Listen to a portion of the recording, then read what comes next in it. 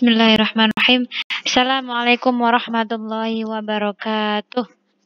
Rabbi shrah li sadri wa yassir li amri wahlul 'uqdatam min lisani yafqahu qawli. Raditu billahi rabba wa bil islami dina wa bi Muhammadin nabiyya wa rasula. Rabbi zidni ilma warzuqni fahma.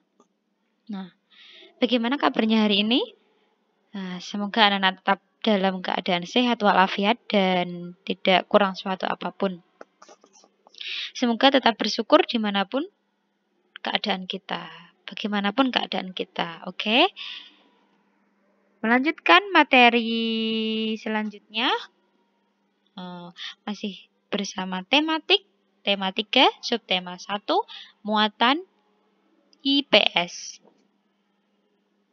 Oke. Kenampakan alam dan pemanfaatannya. Nah, ini gambar apa ini? Nah, dataran tinggi. Dataran tinggi adalah permukaan bumi yang ketinggiannya lebih dari berapa? 200 meter di atas permukaan laut. Nah, siapa yang udah pernah ke bukit atau ke gunung ini anak-anak? Nah, udaranya itu sejuk sekali.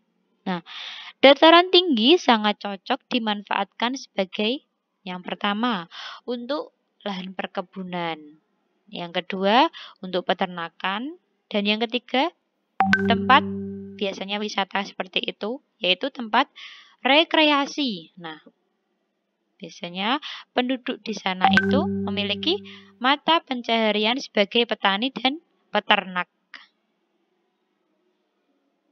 Nah, ini contohnya perkebunan teh. Nah, perkebunan teh ini banyak terdapat di dataran mana? Dataran tinggi, karena suhunya itu cocok untuk pertumbuhan teh. Siapa yang sudah pernah ke sana kira-kira ini? Ini dataran rendah.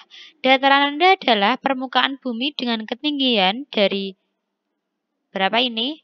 0 sampai 200 meter di atas permukaan laut. Nah, lahan pada dataran rendah dimanfaatkan untuk berbagai keperluan seperti pertanian, perkebunan, peternakan, dan perumahan, dan industri. Nah, hasil pertanian di dataran rendah yang pertama yaitu padi. Nah, contohnya padi. Nah, para petani biasanya akan ke sawah ya.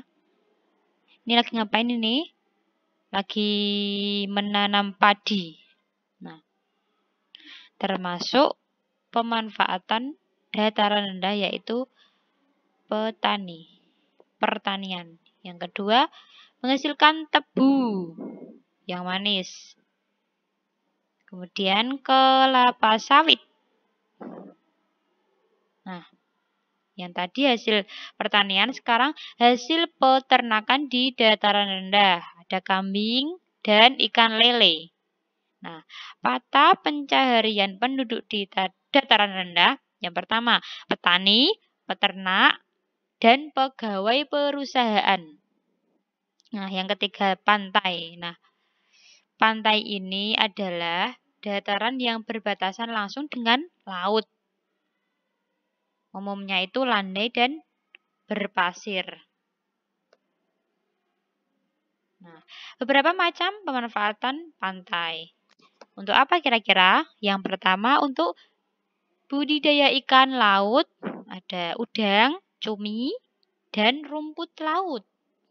Nah, pertanian garam untuk masak. Nah, selanjutnya pelabuhan.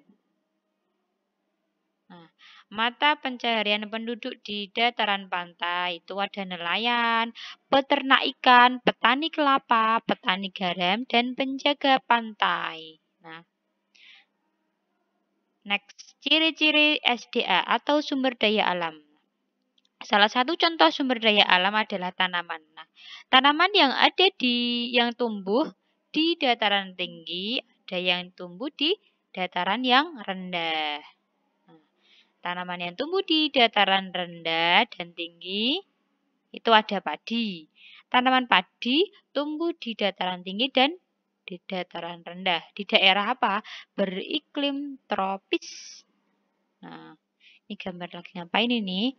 Tanah yang cocok untuk tanaman padi adalah tanah yang mengandung banyak humusnya dan pengairan yang cukup.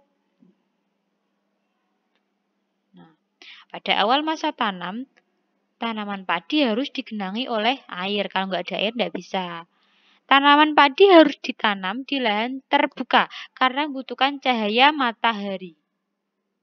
Nah,